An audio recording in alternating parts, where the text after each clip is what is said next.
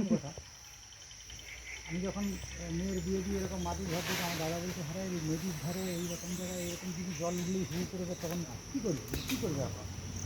কিন্তু এখানে জল উঠে না কোনো দিনও। যাই হোক,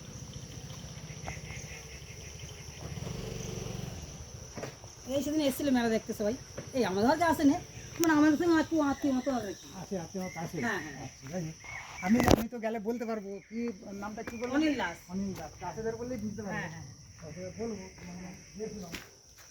চলুন চলুন আমাদের বাড়ি চলুন না তাহলে।